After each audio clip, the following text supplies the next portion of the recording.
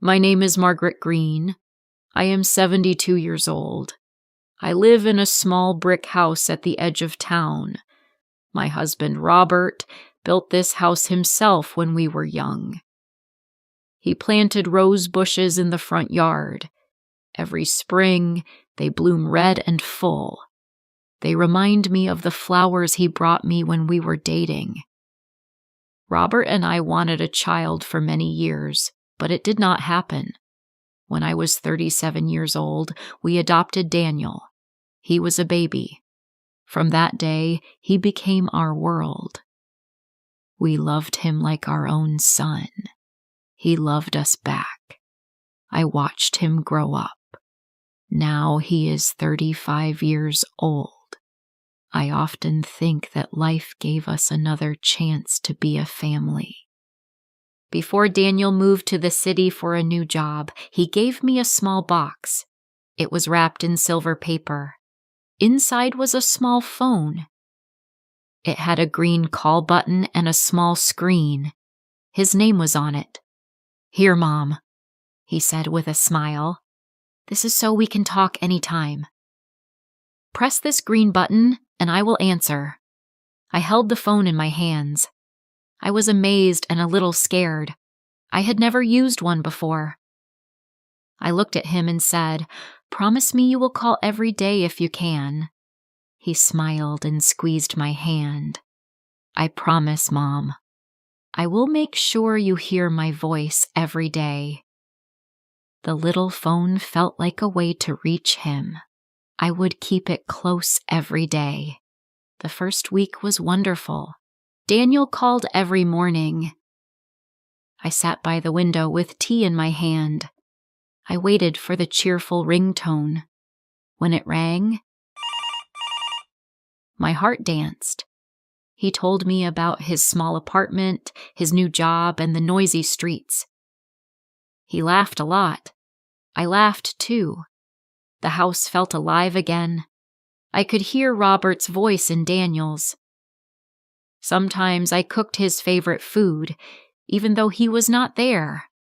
Meatloaf with mashed potatoes. I ate alone, pretending he was across from me, talking about his day. At night, I wrote in my diary, "My son's voice fills the air again." The phone is my new candle in the dark. But life changed slowly. One morning, the call did not come. I waited. Maybe he was late. By evening, nothing. The next day he said, "Sorry, Mom, busy day." I forgave him. One day is okay. Then it became 2 days, then 5. The calls became shorter. He sounded tired. Sometimes I could hear music, laughter, or other people. I asked, "Who was there?" He said, "Just friends, Mom. Don't worry." I tried not to worry, but I could not stop thinking about him. Weeks turned into months. I still cooked for 2. Old habits stayed with me, but they were painful. I kept the phone close all the time. When I swept the floor, it was on the chair. When I watered the plants, it was in my pocket. At night, it was under my pillow. Sometimes it buzzed. I jumped, but it was never him.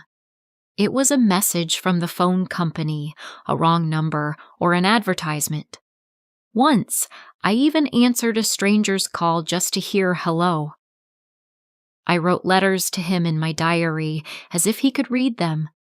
"Dear Daniel, I made your favorite soup today.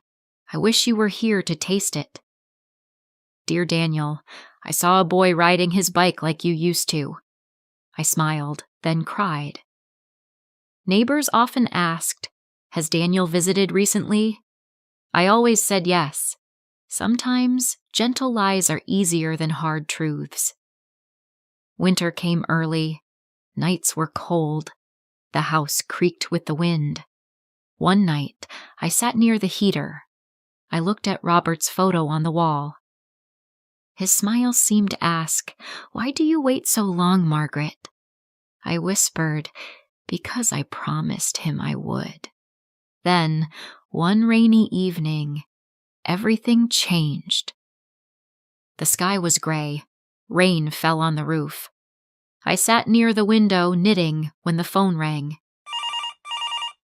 The ringtone, that cheerful tune, filled the room. My hand shook. I almost dropped it. I pressed the green button and said, "Daniel?" There was a pause. Then a man's voice said, "Ma'am, are you Mrs. Margaret Green?" "Yes," I said quickly. "Who is this? Is Daniel with you?" The man's voice was gentle. "I am calling from St. Mary's Hospital in Greenford. We found your number in a wallet. It belonged to your son." My heart froze. Rain pounded harder outside. "I am very sorry, Mrs. Green. There was an accident 2 months ago. He did not survive.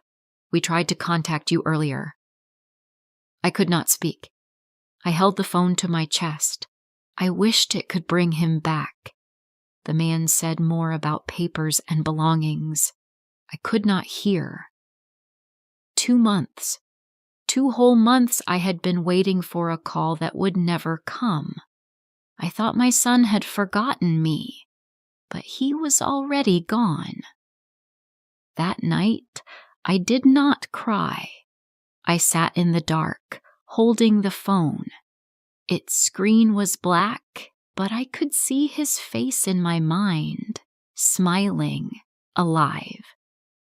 In the morning, I opened my diary and wrote, "Now I understand why my phone never rang. My son was not busy. He was too far away, farther than I could reach." The next week, a small package arrived from the hospital. Inside was his wallet, his watch, and a photo of us, taken in our garden years ago. I placed the photo beside Robert's on the shelf above the fireplace. Then I put Daniel's button phone beside it, still charged, still waiting. Every morning, I make tea for 2. Old habits stay with me. I sit near the window. I look at the empty chair and whisper, "Good morning, Daniel. How is the weather up there?" Sometimes, when the wind passes through the curtains, it feels like someone calls my name softly. I like to think it is him, trying to call me without using the phone. I still keep the phone on. I charge it every night before sleep, not because I expect it to ring, but because it reminds me that love does not end. It only changes shape. Maybe one day when I am gone, I will hear that ringtone again. This time, when I answer, it will be his voice,